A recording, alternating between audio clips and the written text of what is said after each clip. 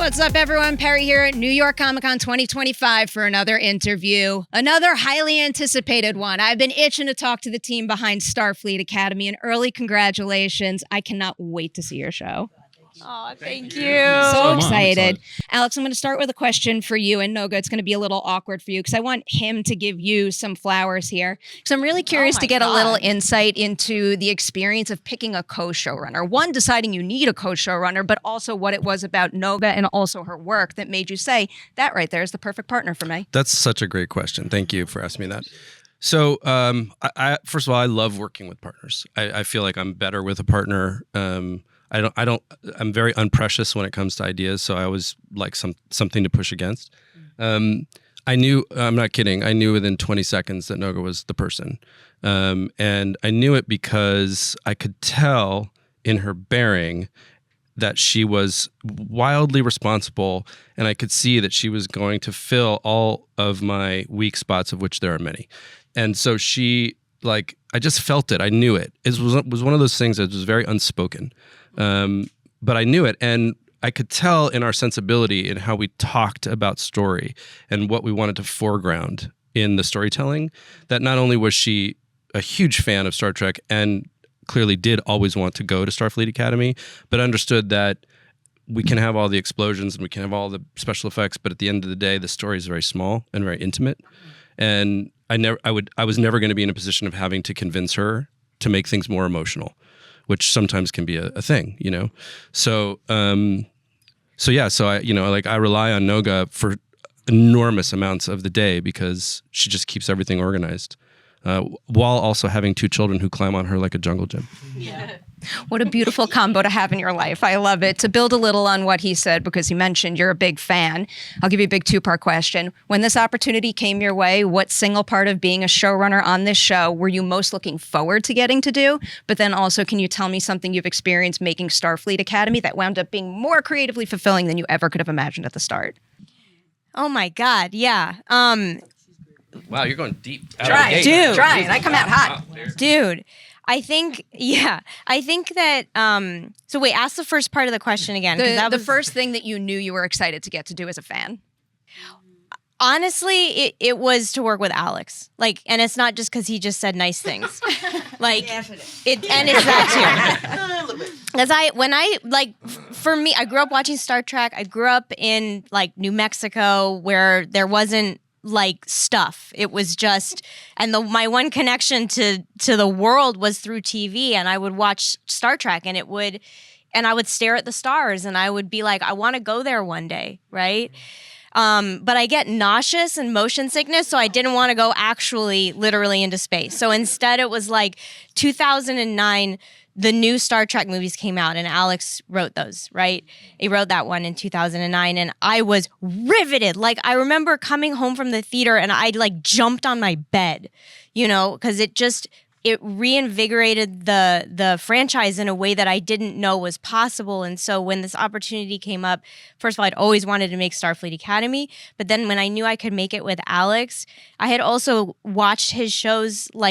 I loved Sleepy Hollow. I just loved his approach to storytelling. And so when they were like, you can work with Alex Kurtzman, I got scared. And I was like, I don't know about it. And because when your dreams come true, sometimes you freak out.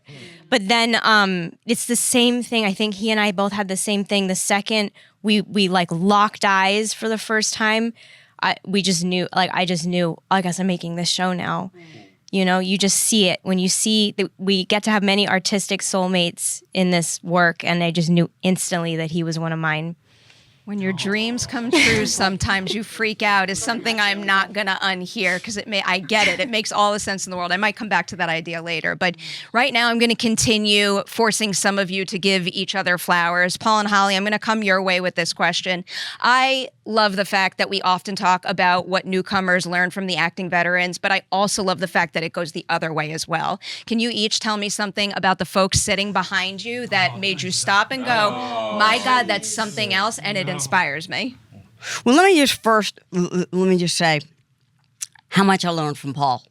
Because what not to do. Because Paul is to encounter the force of Paul on the set and he's playing my nemesis, but he's also my. It's so cool because he's my nemesis, but he's my collaborator. And some actors, that's a slippery slope. You know, if they're a nemesis, then they're going to be a nemesis.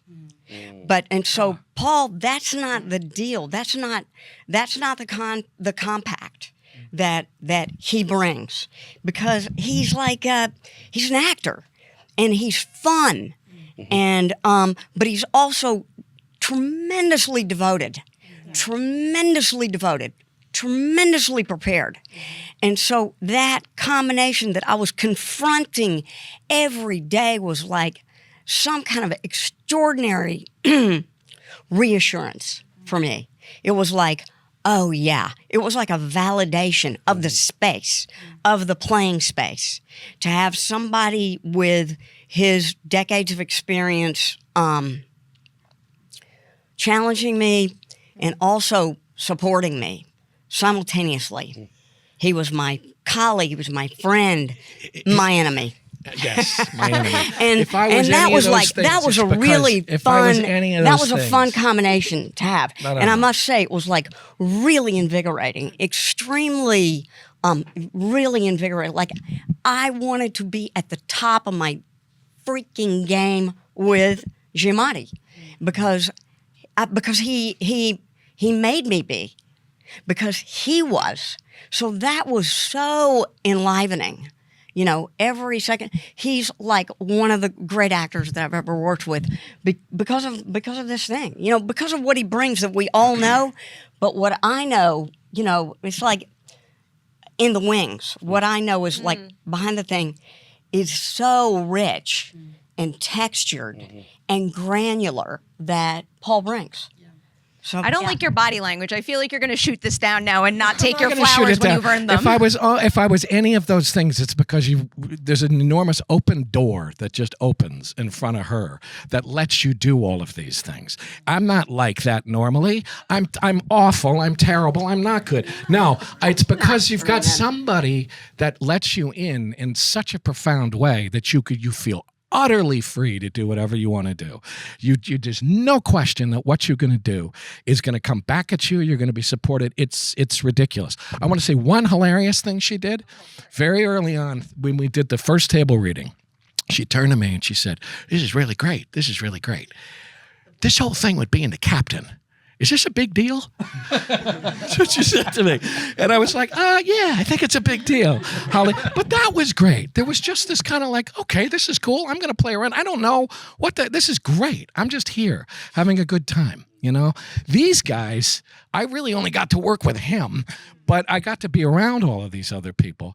And the doors are completely open here, too, for different reasons. You know, the door's open with her because she's done it so often and she's so good at it. They're good at it, but they're also new to it. So, or not new, but newish. And it's like, so the door is open all the time. And so you just walk in. That's what you do. But these guys, too, Alex and Noga, the door's open. The whole show is like an open door for people to walk through. You know, the whole franchise is what it is walk through the open door, you know. That's what every set and what every franchise should be. Yeah, it's what everything should be. And I will also say that working with these guys, there are things that, there are things that you can't act. We are so lucky, we're so fortunate as storytellers that these guys are so charismatic, individually, but also as a collective. And their collective energy is infectious, and I mean, it's so. There is a real chemistry that is alive and radiating off the set from each of them. And like Paul said, the door is open, and working with all of you guys, it's just so exciting and so new and fresh, but at the same time, the passionate. It's the colliding of passion, newness, charisma that's coming from this cast is pretty phenomenal. It really is. I feel it right now meeting you all, but I can't wait to see it radiating off the screen in the finished product too. And I have no doubt it will.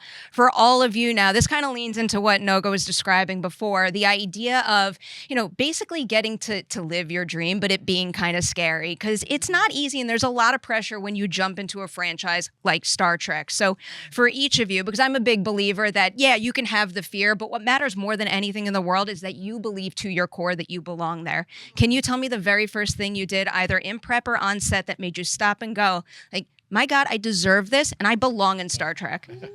Wow. Heavy. Can I think it's so. I'm so grateful to be a part of an ensemble, right? And taking something on like this on your own must be terrifying.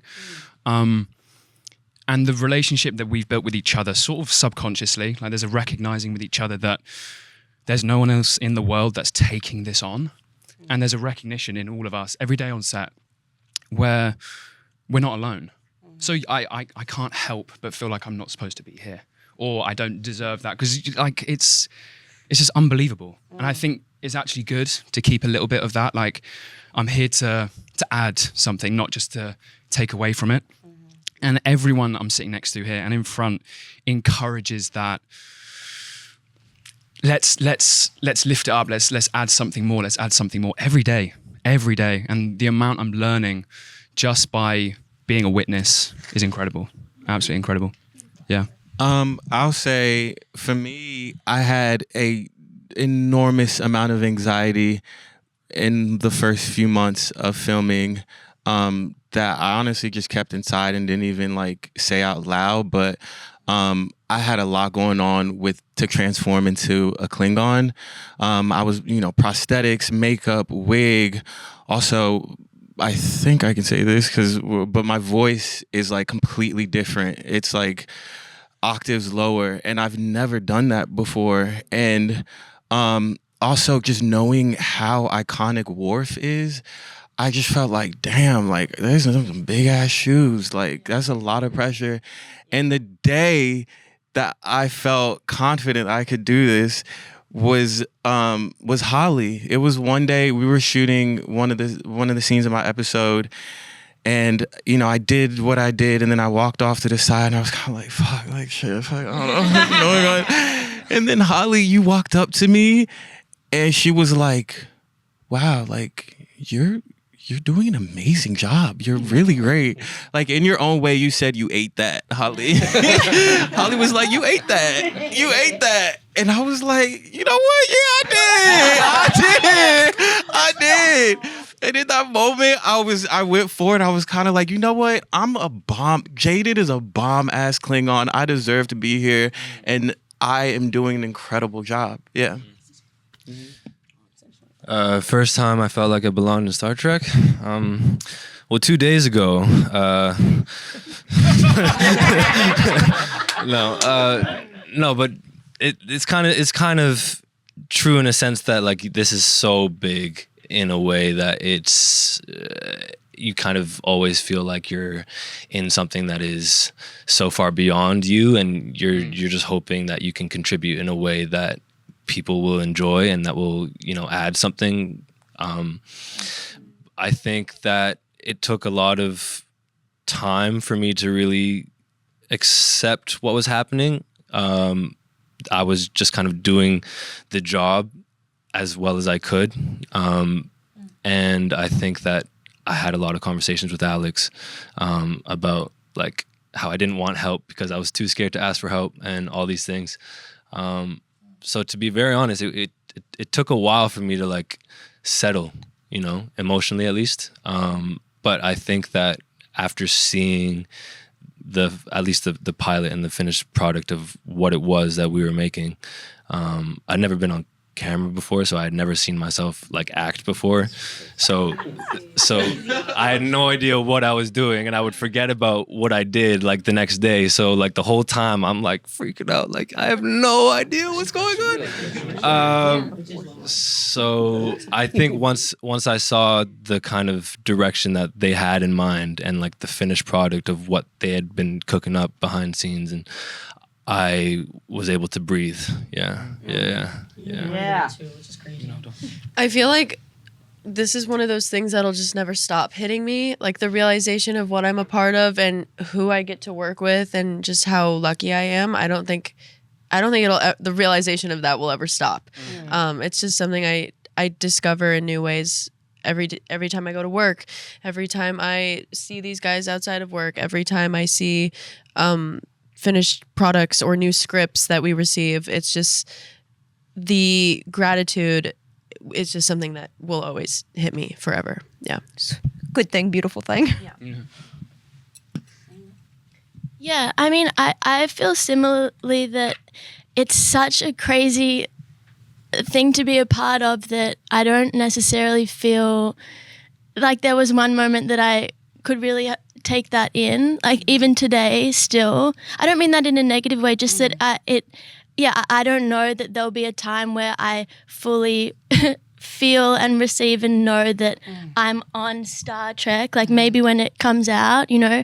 But in terms of the question being about how knowing that did you use the word belong? Belong, yeah. Yeah, I mean, like, I feel that through my character, I really feel so grateful for her because that's a way in which I feel that I belong to the Star Trek universe, which is part of like why it's such an amazing thing is that it offers that. I think Paul was talking about before, the open door, like this inclusivity and like that everyone is welcome and there's hope on offer for every kind of person or being in the universe itself. And then, yeah, so I feel like as an actor, the types of things that I bring to this character who's an empath, my like sensitivity, which, you know, for some of us like might have been something that was not embraced, like, or, you know, it's been such a gift that I can belong in that way, like as an actor and a person, to be able to bring that sensitivity and put it into a betazoid, like it's required, you know. So I feel in that way I belong very much, and I'm so grateful for that. Love that so much. Oh man, that's actually, belong is such an interesting word. You know, I've lived such a random life as Carice the person. Like, I feel like I've reached a point, not even recently, but I think I realized back when I was like 15 that my life is just going to be random and that's just what it's going to be. And so I feel like I don't know why I end up places, but I trust God and I trust whatever reason I'm supposed to be there. But in me feeling like I belong there, I would say part of me is still just going with the flow and just vibing. But also, and now I'm thinking about, there's this scene that me and Bella have, and without spoiling it, I'm kind of going to her because I feel like I don't belong. And she tells me how we're all weird in our own ways, and it kind of goes back to what Paul was saying. And I think that day kind of sticks out to me because I'm like, damn, we all do belong in our own way, because who's to say we don't belong? Who's to say, who's to say we don't belong in a certain space or just exist? Like, we just, I don't know. Existing is belonging. Yeah. Well, yes. Certainly should be. Yes, actually. So I don't know if there was ever a moment where I felt like I belonged, but I feel like, sorry, that was weird. I don't know if there's ever a moment yet where I feel like I belonged, but I do think that we all end up in spaces for reasons that we will never know. And I trust that process more than anything, more than my own feelings. I feel like what the two of you in particular described is a big part of the reason why I love this franchise overall. I think that's a very special quality of it. I have to let you go, but before you need to move a piece on our horror movie villain bracket, you are going to have to choose between Chucky and the Babadook. Babadook. I feel like Chuck. Babadook. No. Babadook. But if we're going off of like scary looking or like actions, Just scary. Just badass. Oh, they're overall. Chucky's a menace. Best can mean whatever you think it should He be. just looks scary. Babadook is actually scary. I don't find Chucky scary. But the Babadook just looks scary. If he didn't have that fucking face, kinda- would you be scared of him? If there's Okay, all in favor for Babadook, raise your hand. Oh, Carice. Babadook, I'm sorry. They don't know. All They right. don't know. They Who- don't know. It's okay. They Who just wants don't to know. do? Do you want to do the honors and move the Babadook? Sure. Again, so now it's the Babadook versus Pennywise. Yeah, it's right here. A little sticky tack on the back. Just move it right Penny should win there. that one. Penny should win that. Just rip that right off. Perfect. Perfect. We've done it. Thank you for playing our game. And huge congratulations on Starfleet Academy Season 1. I cannot wait to see it. Enjoy celebrating at New York Comic Con. Thank you so much. Thank you.